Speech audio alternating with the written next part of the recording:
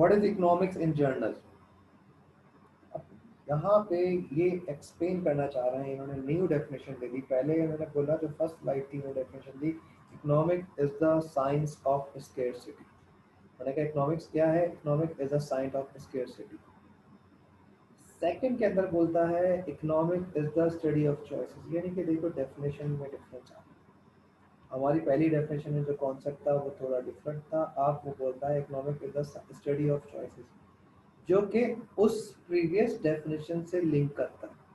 अब इसको हम आगे पढ़ते हैं। In economics we will study the choices of different economic agents, यानी कि मैंने क्या वर्ड यहाँ पे यूज किया, मैं वर्ड यूज कर रहा हूँ डिफरेंट इकोनॉमिक एजेंट। यानी कि हमारा जो फर्स्ट इकोनॉमिक एजेंट है वो कौन सा है, वो हमने कहा कि कंज्यूमर या you can say individuals. Second one is called producer और firms. Third one is called government. ये तीन जो है हमारे पास ये इकोनॉमिक एजेंट्स। ये तीनों इकोनॉमिक एजेंट का जो ऑब्जेक्टिव है तीनों का डिफरेंट होता है। फॉर एग्जांपल अगर हम गवर्नमेंट की बात करते हैं, तो गवर्नमेंट का जो ऑब्जेक्टिव होता है वो उसका ऑब्जेक्टिव टैक्स कलेक्शन है। सिर्फ टैक्स कलेक्शन, इट मीन्स कि वो टैक्सेस इम्पोज करती है डिफरेंट उसके ऊपर। सेल टैक्स इम्पोज कर दिया, टैक्स की फॉर्म है। प्रॉपर्टी टैक्स इम्पोज कर दिया, टैक्स की फॉर्म है। डिफरेंट तरह की फेडरल एक्साइज ड्यूटी इम्पोज कर दी है, टैक्सेस की फॉर्म है। क्यों फॉर्म है, ताकि वो उस इनकम से, यानी कि जो टैक्स हम पे इम्पोज करेगी वो क्या बन जाती है, वो गवर्नमेंट की इनकम बन जाती है। टैक्सेस जो हम पे इम्पोज करती है डिफरेंट टाइप्स ऑफ टैक्सेस के अंदर, तो वो उसकी क्या बन जाती है, गवर्नमेंट की वो इनकम। उसका ऑब्जेक्टिव क्या है कि उसकी इनकम जो है वो ज़्यादा हो ताकि वो एक्सपेंडिचर कर सके। एक्सपेंडिचर मीन्स के क्या, एक्सपेंडिचर हमारे पास दो तरह के एक्सपेंडिचर होते हैं, एक करंट एक्सपेंडिचर होता है, एक डेवलपमेंट एक्सपेंडिचर होता है। करंट एक्सपेंडिचर से क्या, इसको कैसे एक्सप्लेन करते हो, करंट एक्सपेंडिचर बेसिकली हमारी जो गवर्नमेंट एम्प्लॉयज़ की सैलरीज होती हैं, जो उनकी मेंटेनिंग वर्क होती है, वो करंट एक्सपेंडिचर में आती है। और जो डेवलपमेंट एक्सपेंडिचर है, जो डेवलपमेंट एक्सपेंडिचर है, एक मिनट होल्ड कीजिए। अस्सलाम वालेकुम।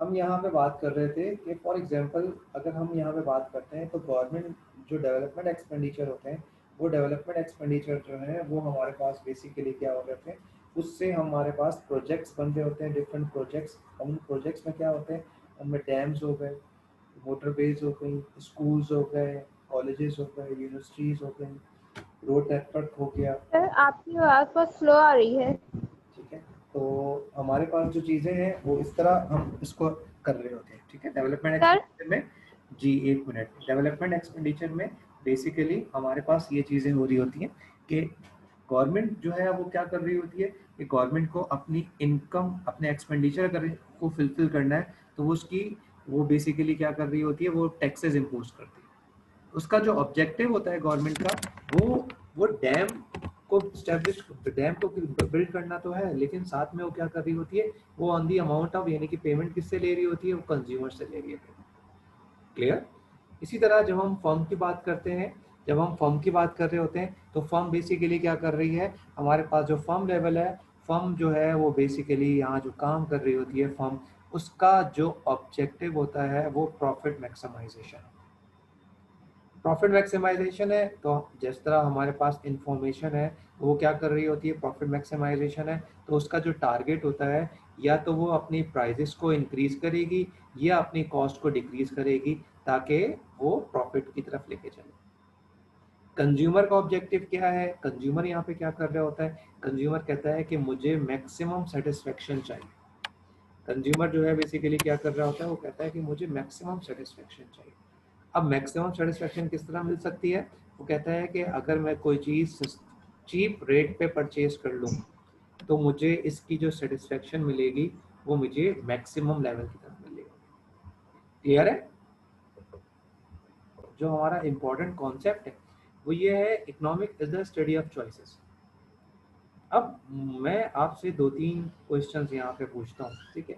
For example as a consumer, आप अगर कंज्यूमर हो, ठीक है, आप किसी जगह मार्केट में, फॉर एग्जांपल आप जा रहे हो, आप मॉल में चले गए, आप मॉल में जाके आपको शॉपिंग करनी है, आप जहन में जाके सोच कर आ रहे हैं कि फॉर एग्जांपल आप कहते हो कि मुझे क्लोथिंग परचेज करनी है और मैं क्या प्रेफरेंस होगी आपकी, क्या चॉइस होगी?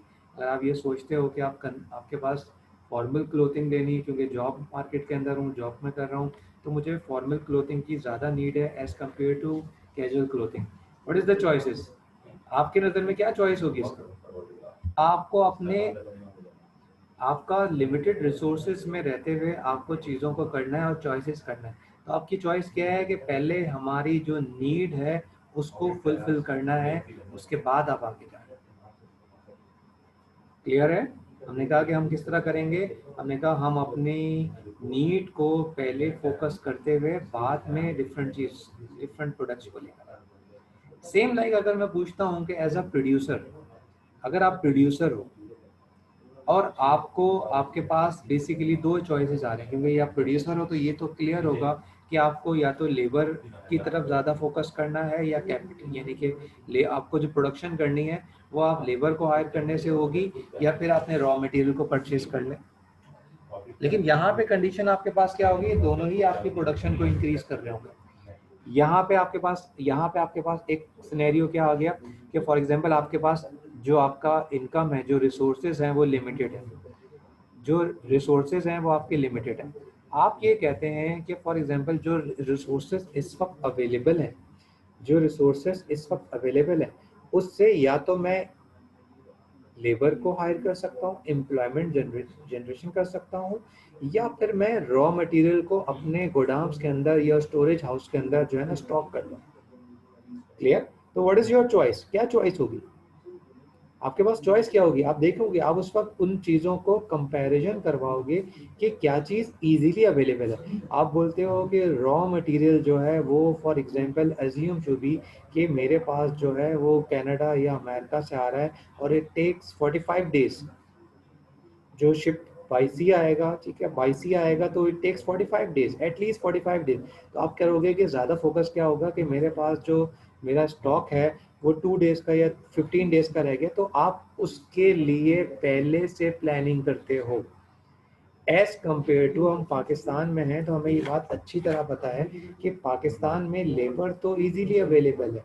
अगर मुझे लेबर की ज़्यादा नीड होगी तो मैं क्या करूँगा, मैं फ़ौरन लेबर ऐड दूंगा एम्प्लॉयमेंट के लिए और उसके बाद जो है मैं वहाँ से लेबर को मैं हायर कर दूँगा।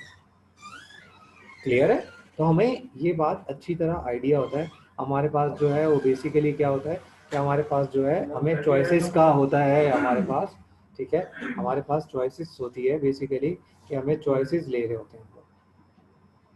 क्लियर? दूसरी बात हमारे पास आ जाती है गवर्नमेंट लेवल की। अब फॉर एग्जांपल गवर्नमेंट जो होती है वो उसकी इनकम जो है लिमिटेड है, जैसे मैंने आपको बताया। तो उसके बाद जो है वो इनकम लिमिटेड है, तो हमारे पास जो रिसोर्सेज हैं, ठीक है, वो लिमिटेड है। हमने कहा अब हमें उसके एक्सपेंडिचर करने हैं। जब उसके एक्सपेंडिचर करने हैं तो एक्सपेंडिचर का मतलब क्या है कि मुझे उसको स्पेंड करना है अपनी इनकम को। अब मेरे पास चॉइसेस हैं। अब मेरे पास ये है कि मोटरवे भी मैंने बनानी है, मैंने स्कूल भी बनाना है, मुझे मेडिकल यूनिवर्सिटीज़ भी बनानी है, मुझे हॉस्पिटल्स भी बनाने हैं, मुझे लोगों को इनकम भी देनी है, like benefit income support program या डिफरेंट तरह के, ताकि जिनके पास जॉब नहीं है वो उन चीज़ों को कर सके। तो मेरी चॉइस क्या होगी? अब ये गवर्नमेंट का डिसीजन है, वो चॉइस कहाँ पे जाके करती है। इकोनॉमिक्स तो चॉइसेस उनको बता रही है, उनको चीज़ें बता रही है कि जो आपकी नीड है उसी के ऊपर काम करना है। क्लियर? अब हमने कहा कि this is the final version of our economics, our definition of economics, और we can say this is the modern definition of economics. अब मॉडर्न डेफिनेशन ऑफ इकोनॉमिक्स की बात कर रहे हैं हम लोग, तो वो क्या बता रही है? वो आपको बता रहा है कि अगर हम मॉडर्न डेफिनेशन ऑफ इकोनॉमिक्स की बात करते हैं तो बताती है वो economic is the branch of social sciences. Economic किसकी ब्रांच है? उसने कहा सोशल साइंस की ब्रांच है, which concern with the efficient use of limited resources.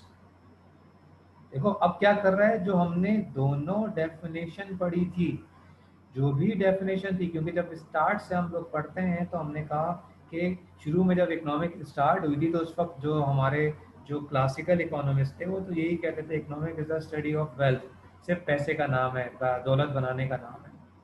लेकिन अब क्या हो गया, क्योंकि अब मैं आपसे सवाल पूछता हूँ कि आप लोगों को इकोनॉमिक्स क्यों पढ़ाई जा रही है? आप तो मैनेजमेंट के स्टूडेंट हो, आपको तो मैनेजमेंट का सब्जेक्ट पढ़ाना चाहिए।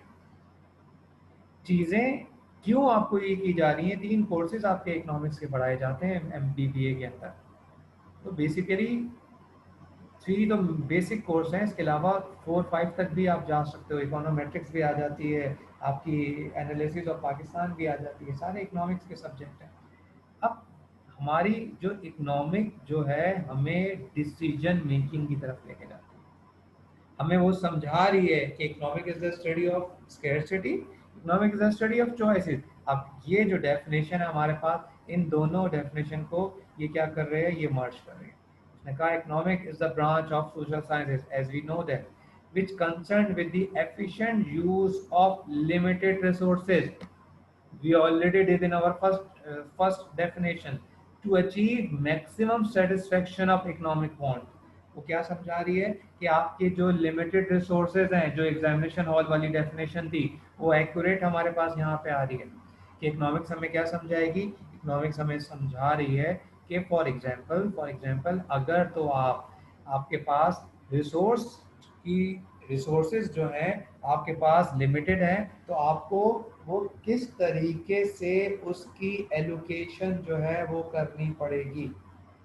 इकोनॉमिक्स की आपके पास आप कह रहे हो कि रिसोर्सेज अगर लिमिटेड हैं तो किस तरीके से आप उसको एलोकेट करोगे ताकि आप सेटिस्फेक्शन हाईएस्ट लेवल पे लेके जा सको, आप सेटिस्फेक्शन को हाईएस्ट लेवल के ऊपर लेके जा सकते हो। सेटिस्फेक्शन किस चीज़ की होगी? सेटिस्फेक्शन जो होगी कंज्यूमर वांट्स की होगी। इसको आप यूं भी लेके चल सकते हो कि फॉर एग्जांपल अपने ऊपर आके सोचो कि फॉर एग्जांपल आप मार्केट में लेके जाते हो, आप मार्केट में जा रहे हो कोई चीज़ परचेज करने के लिए। तो जब आप मार्केट में जाते हो कोई प्रोडक्ट परचेज करने के लिए, फॉर एग्जांपल आपने कहा क्लोथिंग को आप लेने जा रहे हो, आपके पास रिसोर्सेज जो है लिमिटेड है। एज्यूम टू बी कि क्रेडिट कार्ड्स ये XYZ जो प्रोडक्ट्स हैं वो आपके पास उस मार्केट में नहीं चल रही। आपके पास सिर्फ जो वाहिद है वो कैश की ट्रांजैक्शन कर सकते हो, और उस वक्त जो कैश अवेलेबल है वो 5000 रुपीज़ का एक नोट है आपके पास। आपको प्रोडक्ट परचेज करनी है, बहुत दूर जा रहे हो मार्केट में, बार बार नहीं जा सकते। आप क्या करोगे? आप उसकी एलोकेशन इतनी समझदारी के साथ कर रहे होगे। आप सबसे पहले अपनी नेसेसिटीज को अलग करोगे, इस चीज़ की ज़रूरत है, मामा ने मुझसे ये मंगवाया था, बाबा ने मुझसे ये मंगवाया था, ठीक है। इन चीज़ों को आप पहले लोगे, ये चीज़ें आ गई, एक सर्टेन क्वांटिटी आ गई, उसके बाद आप क्या करोगे? अब मैं डिफरेंट प्रोडक्ट्स, अब मैं क्या करूंगा? अब मैं अपनी डिफरेंट चीज़ों को लेते हुए मैं क्या कर रहा हूँ? मैं अपनी सेटिस्फेक्शन को बढ़ा रहा हूँ। मैं अपनी जो सेटिस्फेक्शन है, जो मैं चीज़ों को, जो चीज़ें लेने के लिए गया हूँ उनको बढ़ाने के बाद कुछ कुछ प्रोडक्ट जो है वो मैंने वहाँ से लेकर। तो इकोनॉमिक्स वो आपको थिंकिंग डेवलप करती है बेसिकली। इकोनॉमिक्स वो आपको सोचने की सलाहियत देती है, आपको डिसीजन करने की सलाहियत देती है कि किस चीज़ की, वो आपको समझाती है कि which one is your most important thing. क्या चीज़ की नीड है, किस चीज़ की नीड है, किसको आपको पहले करना पड़ेगा और कौन से प्रोडक्ट को आपको बाद में करना है। ये सारी चीज़ें आपको, ये सारी प्रोडक्ट जो है आपको कौन समझा रहा है? ये सारे प्रोडक्ट जो है आपको इकोनॉमिक्स समझा रही है। ये सारा जो है चीज़ें आपको कौन समझा रहा है? वो आपको इकोनॉमिक्स समझा रहा है। तो इसलिए ये हमारी डेली लाइफ में इसकी बहुत ज़्यादा इंपॉर्टेंस है। क्लियर यहाँ पे? क्लियर है? Now we know that कि there are two types of economics. हमारे पास दो मेजर पोर्शन होते हैं इकोनॉमिक्स के। One is called microeconomics and other one is called macroeconomics. One is called microeconomics and other one is called macroeconomics. How can you differentiate the concept of micro and macro? उसको हम इस तरीके से समझा रहे होते हैं, जो माइक्रो का कॉन्सेप्ट है हमारे पास, जो हमारे पास माइक्रो का कॉन्सेप्ट है, माइक्रो कहते हैं हम छोटी चीज़ को, लिटिल थिंग को, स्मॉल।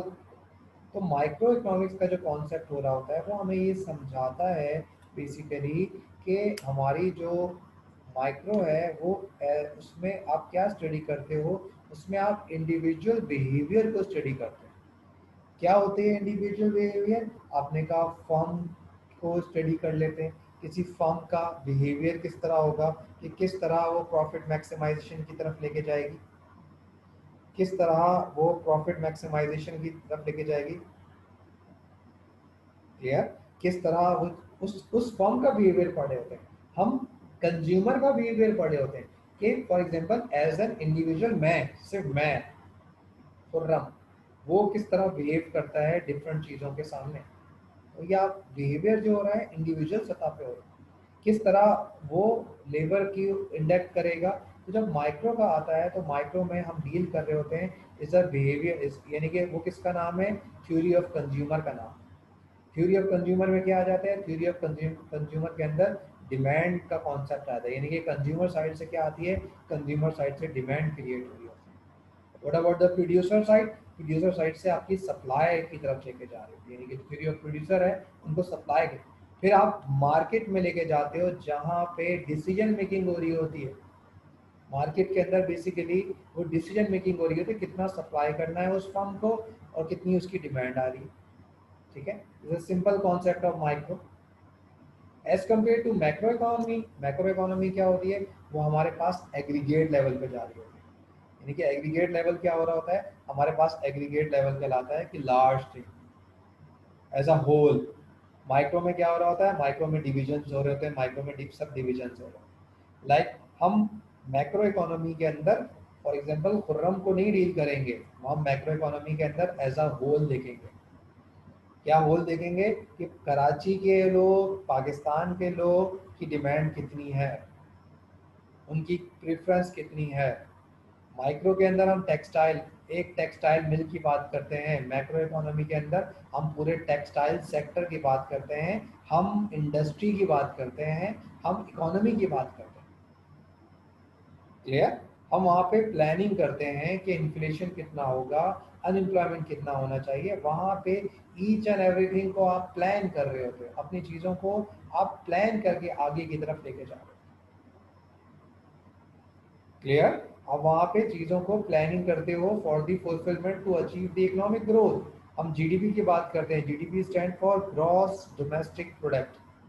हम जीएनपी की बात करते हैं, ग्रॉस नेशनल प्रोडक्ट। हम ये बात करते हैं कि यहाँ पे टेक्सटाइल सेक्टर की एक्सपोर्ट किस तरह बढ़ाई जाए।